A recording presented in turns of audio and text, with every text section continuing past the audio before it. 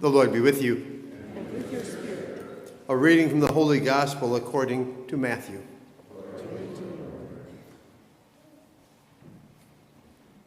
The 11 disciples went to Galilee, to the mountain to which Jesus had ordered them. When they saw him, they worshipped, but they doubted. Then Jesus approached and said to them, "All power in heaven and on earth has been given to me. Go therefore and make disciples of all nations, baptizing them in the name of the Father and of the Son and of the Holy Spirit, teaching them to observe all that I have commanded you.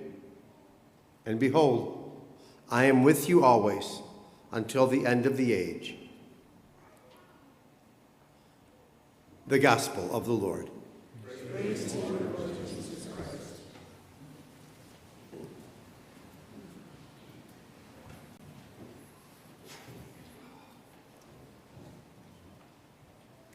I have to admit that as a pastor, I have spent a lot of time looking up, but not at the sky. I'm looking up at the ceiling because I've noticed another leak in the room.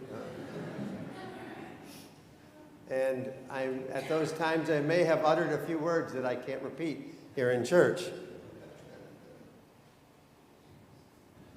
The disciples were looking up at the sky because they'd just seen Jesus taken up. That would be an amazing thing to see. And it's understandable that they would be staring at the sky. But he'd been taken from their sight, and they were still staring at the sky. They may have been wondering, what are we supposed to do now? And they may have uttered some words that weren't recorded in the Acts of the Apostles. They were shaken out of this wondering by two men in white. The last time we heard about two men in white was at the tomb on Easter. Then they asked, "Why are you looking for the living one among the dead?" Now they're asking, "Why are you looking for the living one up in the sky?" You have to change your view. You won't find Jesus up there. You'll find Jesus out there. These two men in white were basically saying to the disciples, you know what to do. Just do what Jesus told you to do. Be his witnesses in the world. Serve as he served, so that others can experience his love. Live his mercy and forgiveness. In the Gospel of Matthew, we heard that they worshiped, but they doubted. Let's face it, there was a lot to take in. But they didn't let that stop them.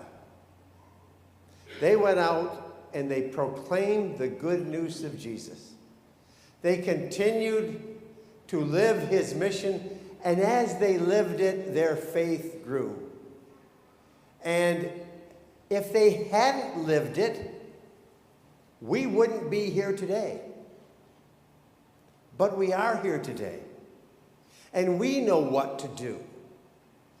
Jesus tells us to do exactly what he told his disciples to do then. Be my witnesses in the world.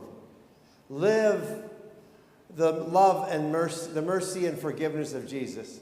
Serve others as he did, so they can can experience his love too. 2,000 years later, let's face it, it's still a lot to take in. But we can't let that stop us.